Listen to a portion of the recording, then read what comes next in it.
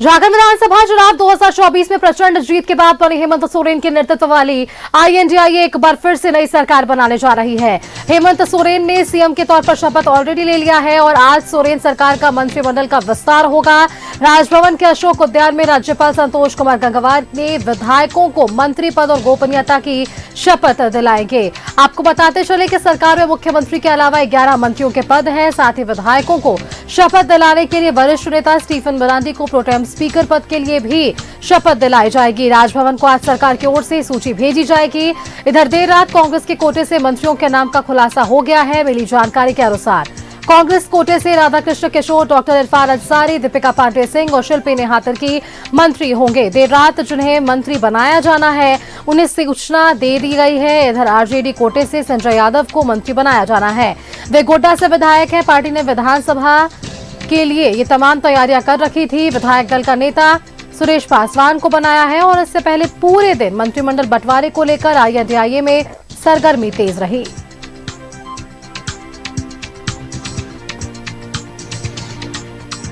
अगर बात करें तो ये तमाम तैयारियां थी मंत्रिमंडल विस्तार को लेकर के आखिरकार किन नामों पर मुहर लगेगी। और आप ये भी देखिए कि कल देर रात तक भी मुख्यमंत्री हेमंत सोरेन से कांग्रेस के आला नेता राहुल गांधी हो या राजद के नेता तेजस्वी यादव हो, उन्होंने बातचीत की थी।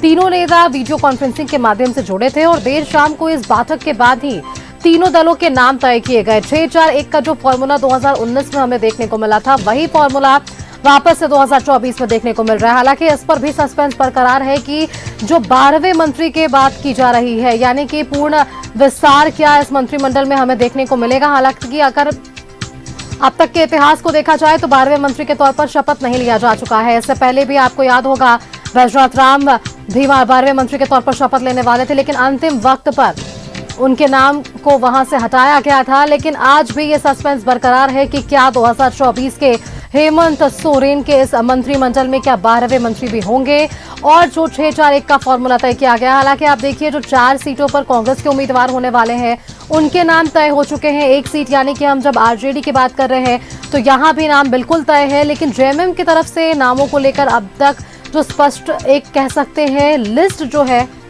वो सामने नहीं आई है।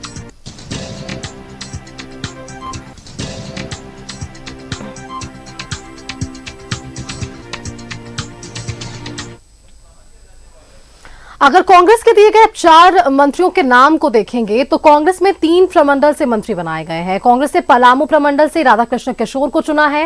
राधाकृष्ण को छतरपुर से चुनाव जीते थे और वहीं अगर हम बात करें तो पहले भी कई बार विधायक ये रह चुके हैं। कांग्रेस से जेडीयू, बीजेपी, आजसू होते हुए फिर कांग्रेस में लौटे हैं। और कांग्रेस कोटे से दूसरे मंत्री हैं संथाल परगना से, जो कि जामताड़ा विधायक हैं डॉक्टर इरफान अंसारी, जो लगातार तीसरी बार विधायक बने हैं।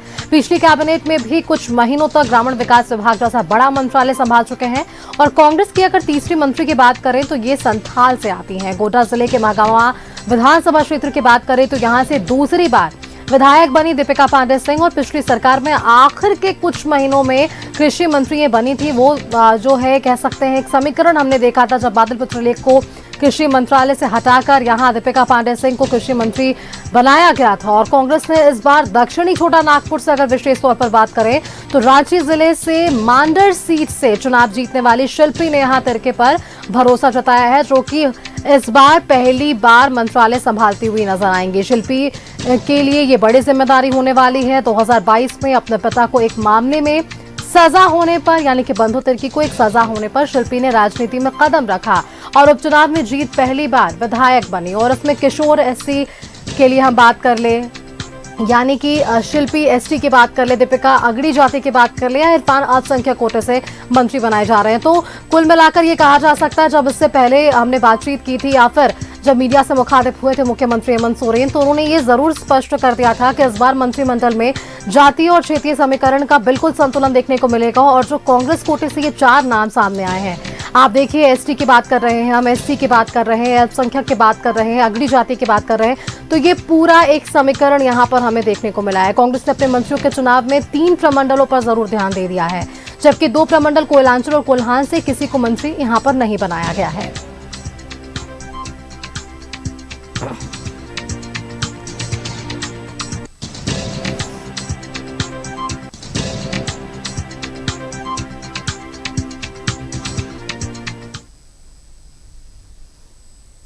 चलिए अधिक जानकारी के साथ जमशेदपुर से हमारे संवाददाता मनोज हमारे साथ जुड़ रहे हैं, उनका रुख कर लेते हैं।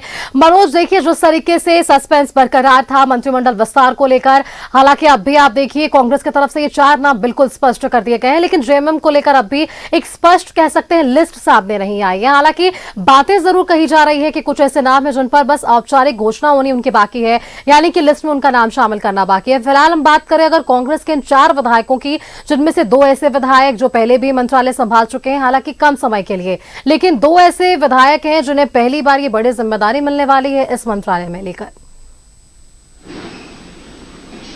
देखिए, निश्चित तौर पे इस बार जो हेमंत सोरेन की सरकार है वो जातीय समीकरण को विशेष ध्यान में रखी है, ताकि हर जात हर वर्ग के लोग खुश रहें इस मंत्रिमंडल में। क्योंकि सरकार जब बनी है तो निश्चित तौर पे कहीं ना कहीं इस बार जो चुनाव हुआ है 2024 का, तो 2 मुद्दा रहा है। एक तो जातिगत का इन लोगों का मुद्दा था ही, साथ ही एक मैया योजना था।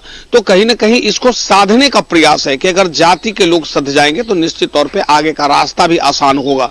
तो हेमंत सोरेन ने पहले भी कहा था कि इस बार की जो कैबिनेट होगी वो उस कैबिनेट में जो मंत्री बनेंगे सभी जाति समुदाय धर्म के लोगों का ख्याल रखा जाएगा।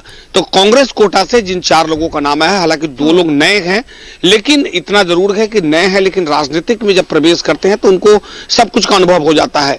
नेहा शिल्पी जो तिर्की है वो निश्चित तौर पे इनके पिता राजनीतिक से काफी ताल्लुक रहे हैं, पुराने नेता रहे हैं और उनकी ये पुत्री है।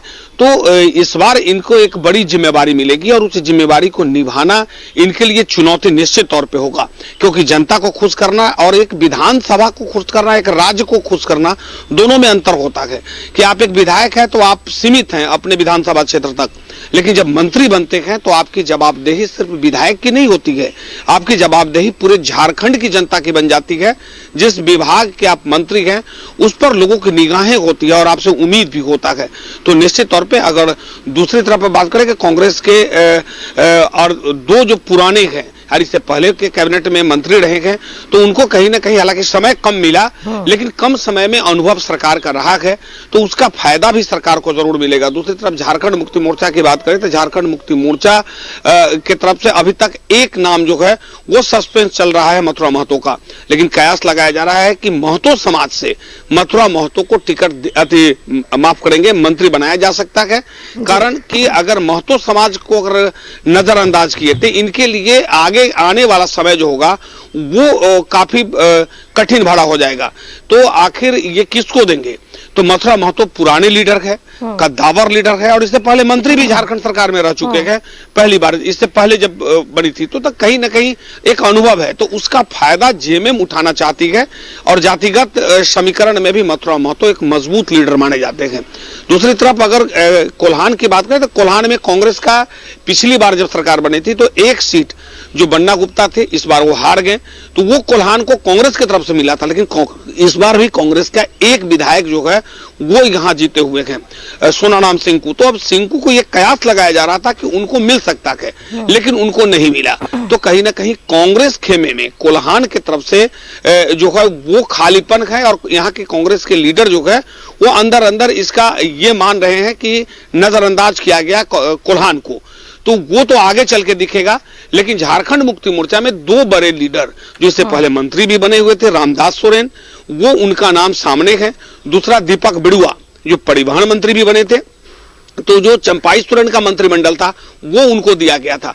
तो कहीं ना कहीं ये 2 लीडर जो है वो यहां पर मंत्री बनाए जाएंगे। तो इससे झारखंड मुक्ति मोर्चा में एक यूं कहें कि कोल्हान को साधने का प्रयास हुआ और साथ बैलेंस करने का ये भी कयास लगाया जा रहा था कि रामदास सोरेन को अगर मंत्रिमंडल नहीं दिया जाएगा तो बड़ा उलटफेर हो सकता था, क्योंकि रामदास सोरेन कोल्हान के एक लीडर हैं निश्चित तौर पे। चंपाई सोरेन के हटने के बाद ये अपने आप को स्थापित करने का प्रयास भी किया और इस बार के चुनाव में दिखा भी है। देखिए तो तमाम समीकरण हमने देखे, विधानसभा चुनाव की तारीखों की जब से घोषणा हुई उसके बाद से पहले प्रत्याशियों के नाम को लेकर चर्चा और उसके बाद विधायक बनने तक का सफर और अब मंत्री के रेस में कौन आगे है, ये चीजें भी लगभग तय कर ली गई है। शुक्रिया मनोज आपका हमारे साथ जुड़ने के लिए और तमाम जानकारियां हर एक विधानसभा सीट को लेकर और हर एक जो विधायक है जिनकी दावेदारी हो सकती है हेमंत मंत्रिमंडल 2024 में, इससे जुड़ी तमाम जानकारियां हमारे दर्शकों तक साझा करने को लेकर।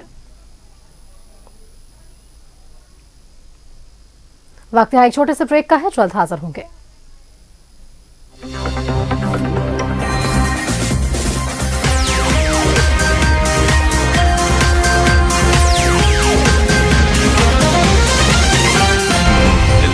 सच है तो दिखेगा। सरकार के विस्तार पर हम बातचीत कर रहे थे कि मंत्रिमंडल में जिन्हें जिन्हें जगह दी गई है उनका किस तरह से राजनीतिक सफर रहा है और मंत्रिमंडल में जो नए चेहरे इस बार शामिल हो रहे हैं उनके लिए कैसी जिम्मेदारी होने वाली है। और जब कांग्रेस के ये 4 नाम निकलकर सामने आए जो मंत्री पद की शपथ लेंगे, उनमें से एक नाम है मांडर से विधायक शिल्पी नेहा तिर्की का। उनके आवास आपको सीधे लिए चलते हैं जहां से हमारे संवाददाता दीपक हमारे साथ जुड़े हुए हैं। दीपक, अहले सुबह से आपसे भी बातचीत हो रही है विधायकों के काम को लेकर, उनके राजनीतिक सफर को लेकर। एक बड़ी जिम्मेदारी शिल्पी नेहा तिर्की के लिए भी 2024 के बाद इन 5 सालों तक जनता के बीच जाना, उनकी समस्याओं को जानना और उसका निराकरण करना भी।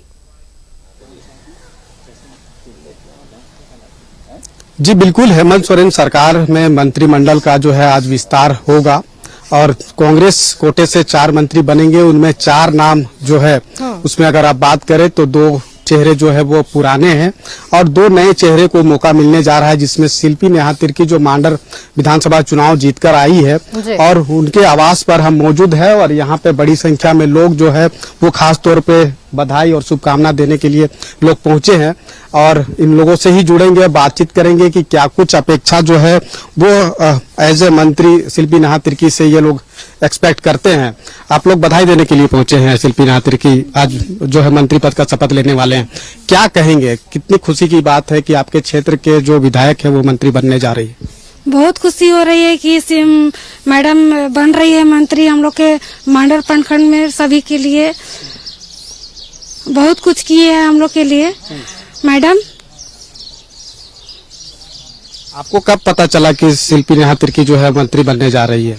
हम लोग को पता चला 3 तारीख को। 3 तारीख को लिए है ना, तो 3 तारीख को पता चला। क्या उम्मीद कर रहे हैं शिल्पी नेहा तिर्की को, कैसा काम करना चाहिए ताकि आपके क्षेत्र का विकास हो? करेंगे, जो भी काम करेंगे अच्छा करेंगे तब ना आगे और बढ़ेंगे। जी बिल्कुल, देखिए शिल्पी नेहा तिर्की जो विधायक है लोगों की जन समस्या को सुनते हैं, लिहाजा लोगों अपने समस्या को लेकर भी लोग रोजाना पहुंचते हैं। तो बड़ी यहाँ पे रोजाना इसी तरह का लोगों का भीड़ रहता है यहाँ कंटिन्यू, क्योंकि पूरे क्षेत्र में जाने से पहले यहाँ पब्लिक क्षेत्र से अदर जो क्षेत्र के नहीं है सभी लोग आते हैं अपना जन समस्या को लेकर। यहाँ से निराकरण भी होता है और खास करके बंधु दादा जो है ना क्षेत्र में जो मतलब काम का जो जाल बिछा दिए है मांडर विधानसभा में। इधर से उनका स्टाइल है कि अगर 21 रोड से जाते हैं तो मांडर होके लौटते हैं और वही मैडम शिल्पी का भी वही स्टाइल है और क्षेत्र में मतलब एक एक बच्चा उनको जानते हैं। क्या उम्मीद था कि जो आपके विधायक है वो मंत्री बनेंगे इस साल? देखिए सब आशा ही में था, क्योंकि सरकार का जो कल्याणकारी योजना जो चल रही है जैसे मैया सम्मान योजना, बिजली बिल माफ, किसान का ऋण माफ, सड़क नाली, बहुत सारा जन समस्या जिसको सरकार धरातल पे उतारने का काम की है। तो इसी वास्ते दोबारा सब लोग जिनको जिता के विधानसभा भेजे हैं और आशा यही रखा कि मंत्री बनेंगे तो और विकास होगा।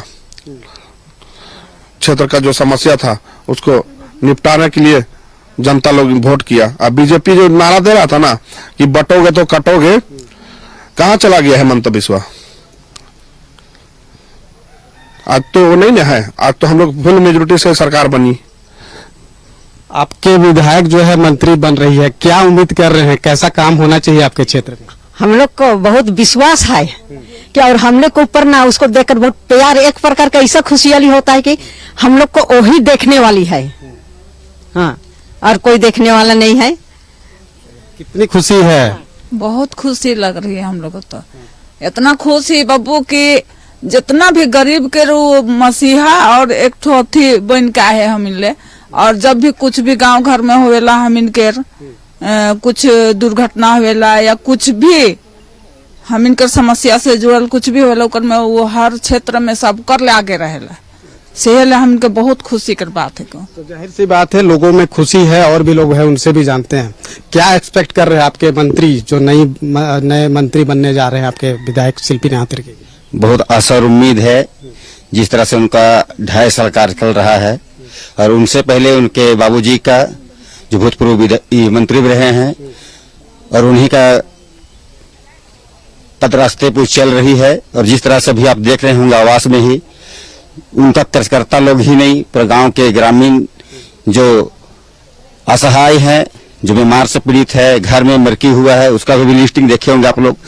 ये डेली प्रत्येक दिन का यही रूल है। और अभी वर्तमान जो विधायक बनी है उनका कार्यकाल 2.5 साल में, खासकर मांडर विधानसभा में, हम मांडर से बिलोंग करते हैं, और उनका जो कार्यकाल देखे हैं, उनका जो बाबूजी का पद चलन पर चल रही है, हर गरीब गुरबा से लेकर के क्षेत्र का विकास से लेकर के हर चीज में, जिस तरह से हम मांडर में देखते हैं, एक मांडर कॉलेज है, मांडर कॉलेज में भी देखिए कि एजुकेशन के लाइन में क्या कि विपक्ष लोग बोलते हैं कि क्या कर लो क्षेत्र में, लेकिन वहां जाइएगा तो हमको लगता है आने वाला समय में वहां बीएड का भी चालू होने वाला है।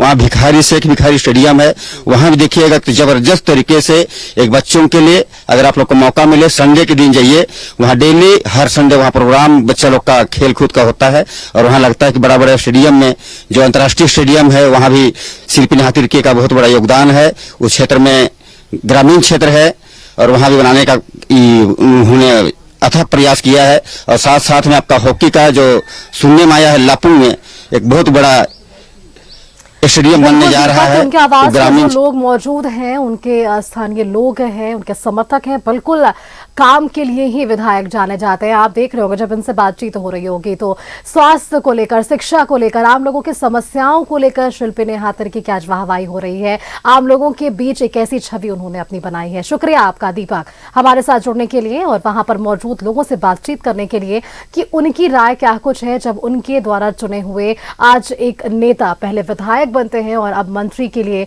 पद की शपथ लेते नजर आएंगे।